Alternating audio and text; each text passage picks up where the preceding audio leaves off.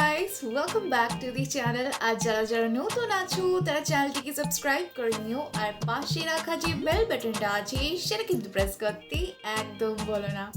তো বন্ধুরা, অনেক দিন ধরে ইলেকশনের কথা চলছিল, নির্বাচন নিয়ে নানান রকমের কথা হচ্ছিল, অ্যান্ড ফাইনালি ইলেকশন হয়েও গেল আর রেজাল্টও বেরিয়ে গেল আই গেস। তো আমি একটু কনফিউশনে আছি যে ইলেকশনের রেজাল্ট এত তাড়াতাড়ি কী করে বেরিয়ে গেল না, আমার কিছু বুঝতে অসুবিধা হচ্ছে, কারণ আমাদের এখানে ইলেকশন হলে কিছুদিন পর রেজাল্ট বেরোয়। তো এটা যদি কেউ এক্সপ্লেন করতে পারো তো কমেন্ট বক্সে নিশ্চয়ই লিখে জানিও। তো ম্যাডাম শেখ হাসিনার পার্টি আবার পাওয়ারে এসছে।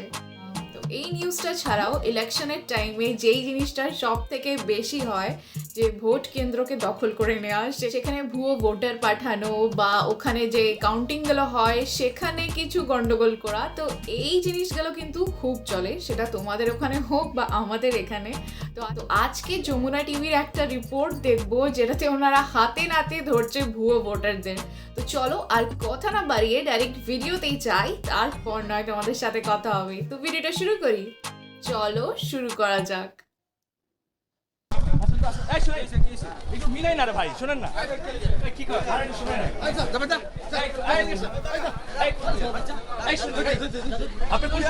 হাউ আই উইশ কি এই জিনিসগুলো কন্ট্রোল করা যেত কোনোভাবে।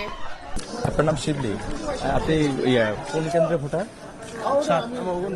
আপনি কোন ওয়ার্ডের? 7 ওয়ার্ড। আচ্ছা, আপনার বাবার নাম কি? সাদেক মোহাম্মদ। আচ্ছা, তা আপনি কবে ভোটার হয়েছেন? আমি এই গত বছর ভোটার হয়েছেন। আপনি কি করেন? হ্যাঁ, স্টুডেন্ট। কিসে করেন? কলেজে।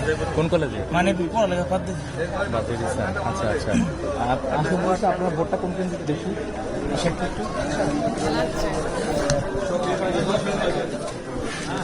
ওনার ভোটটা কোন কেন্দ্রে দেখেন তো।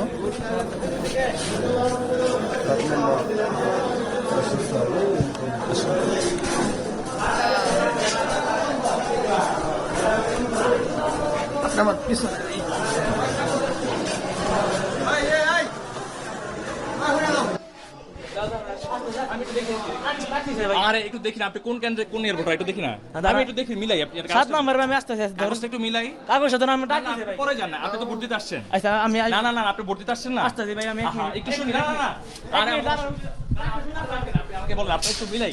আমি একটা মিলাই। ডাকতে শুনে আসতেছি রে না ভাই। না, আমি একটু মিলাই শুনি। আপনি কোন এতে মিলাই? এই ভাই শুনেন, এই শুনেন, এই শুনেন, একটু মিলাই না রে ভাই, শুনেন না কি করে শুনেন। আপনি কোন এই জিনিসগুলো তো প্রচুর পরিমাণে হয়, বাট এক্সাক্ট আনসার হয়ে গেল। শুনলাম আর কি, এইমাত্র শুনছি। তাহলে কি ব্যবস্থা নেওয়া হবে বাকি? এটা প্রিজাইডিং অফিসারের সাথে কথা বলেন, দেখেন প্রিজাইডিং অফিসার যদি বলে যে জাল ভোট হয়েছে, প্রুফ থাকে, সেটা সে নিশ্চয়ই ব্যবস্থা আপনাকে নেবে। তো আমরা দেখালাম ডকুমেন্টসটা, আপনি কি সিদ্ধান্ত দিবেন? আমি সিদ্ধান্ত দেওয়ার কি এখানে? আপনি তো দায়িত্বপ্রাপ্ত ম্যাজিস্ট্রেট। এটা যদি ম্যাজিস্ট্রেটের সামনে ঘটে তখন হলো এক্সিকিউটিভ ম্যাজিস্ট্রেট আমলে। আপনি আমাকে প্রথমে বললেন যে আপনার ডকুমেন্টস দেখান, আমি তো সেটা দেখালাম। ও সিরিয়াস, এটা প্রিজাইডিং অফিসারকে বলেন, তারপরে আমাদের যদি অভিযোগ দেওয়ার কোনো আপনাদের বিষয় থাকে ডকুমেন্ট সহ দিবেন, সেটা তারা ব্যবস্থা নেবে।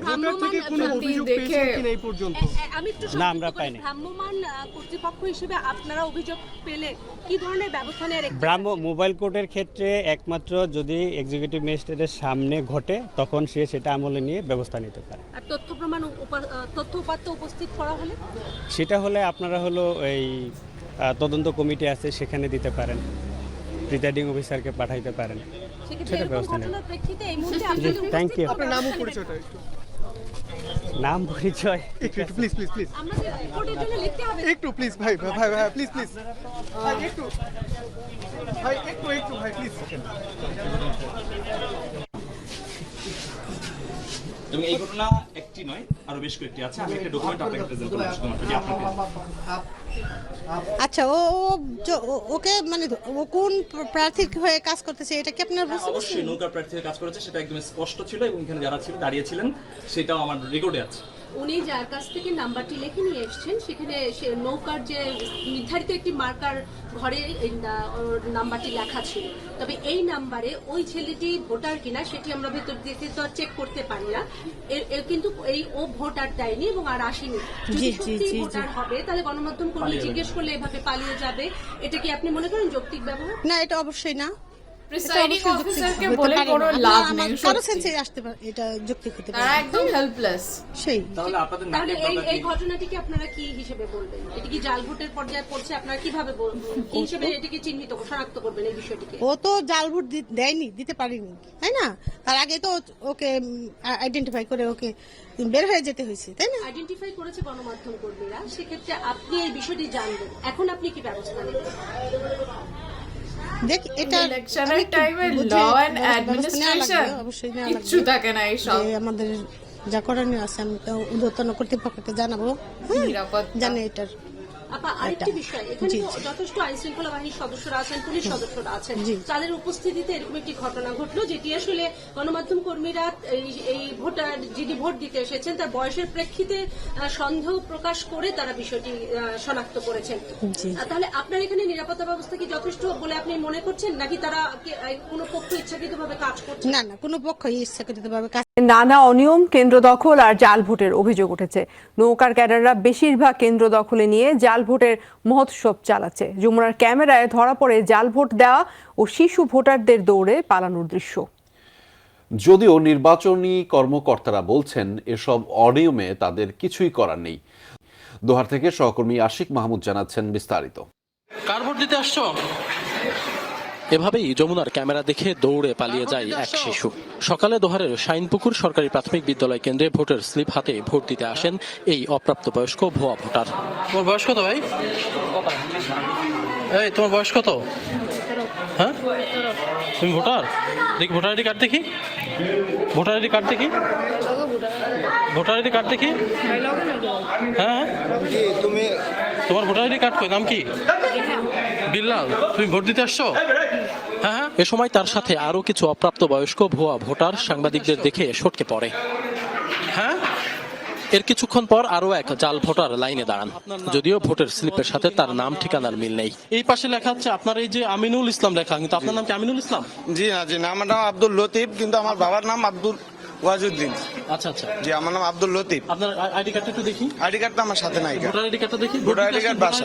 ভোট দিতে আসছেন? ভোটার আইডি কার্ড ওই জায়গা থেকে আমরা ফটোকপি দিয়ে আসছি, ফটোকপি দিয়ে নিয়ে আসছি। আপনি ভোট দিতে আসলে আপনার ভোটার আইডি কার্ডটা থাকবে না? আপনার নাম চেহারার সাথে মিলাই দেখতে হবে তো, এখানে তো আপনার ছবি নেই। আপনি যে নাম বলছেন সেই নাম তো এটা না, একটু বলবেন আপনি আসলে জি জি, আমার আপনি আসলে ভোটার? জি, আমি আসলে ভোটার। আপনার ভোটার আইডি কার্ডটা একটু ভোটার আইডি দেখি। কার্ড তো আমার সাথে নাই। না, ভোটার আইডি কার্ড ছাড়া আপনি ভোট দিতে কিভাবে এসেছেন? ভোটার আইডি কার্ড ওই সাইডে রেখে আসছি, আপনি চলেন। কার কাছে রেখে এসেছেন? ওই যে আমরা যে ভোটারের এইগুলো দিতেছে না এদের সাথে। এত কিছুর পরেও সেই নির্বিঘ্নে জাল ভোট দিয়েছেন তিনি। এছাড়াও এই কেন্দ্রে একসাথে 4-5 জন ভোট কেন্দ্রে ঢুকে ভোট দেওয়ার চিত্র ধরা পড়ে ক্যামেরায়, যদিও এসব অস্বীকার করেন কর্মকর্তারা।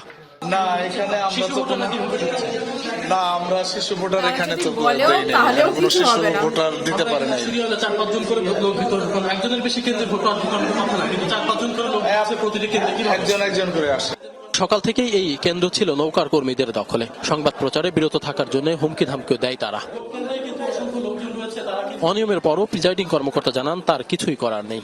আপনার কাছে কি আছে সে ফুটেজ আমি দেখি নাই, কিন্তু আমার যে নির্দেশনা আমার সহকারী প্রিজাইডিং এবং পুলিং অফিসারদের কাছে পরিষ্কার মেসেজ দেওয়া যে একজন ভোটার তার নির্ধারিত স্লিপ, ভোটার নাম ঠিকানা সব সঠিক থাকবে, ভোট দিবে, যার থাকবে না সে দিবে না। রাতে এই কেন্দ্রের পাশেই লাঙ্গলের 2 সমর্থককে বেধড়ক মারধর করে ক্ষমতাসীন দলের নৌকার কর্মীরা, ছিনিয়ে নেয় পোলিং এজেন্টদের তালিকা সহ সবকিছু, যার ফলে এই শাইনপুকুর কেন্দ্রে লাঙ্গলের পোলিং এজেন্ট ছাড়াই ভোট গ্রহণ শুরু হয়। দিনভরে দোহারের শাইনপুকুর সরকারি প্রাথমিক বিদ্যালয়ের এই ভোট কেন্দ্রটি এমন ভোটার শূন্য, কিন্তু ভোট কেন্দ্রের ভেতরেই নৌকার যারা সমর্থক, যারা ক্যাডারে রয়েছেন তাদের কিন্তু সরব উপস্থিতি রয়েছে। তারা কিন্তু আশপাশে সারা দিনভরই ঘোরাঘুরি করছে, খাওয়া দাওয়া করছে, আড্ডা দিচ্ছে, ভোটারদের প্রভাবিত করছে, কেন্দ্র দখল করছে, জাল ভোটের মহোৎসব করছে। এসব বিষয়গুলো প্রশাসনকে জানানোর পরও তারা কোনো ধরনের ব্যবস্থা নেয়নি। সব মিলিয়ে দেখা যাচ্ছে এক ধরনের সবারই এক ধরনের প্রশ্নবিদ্ধ আচরণ, কেন্দ্র দখল করে আসলে এই কেন্দ্রের ভোট গ্রহণ চলছে।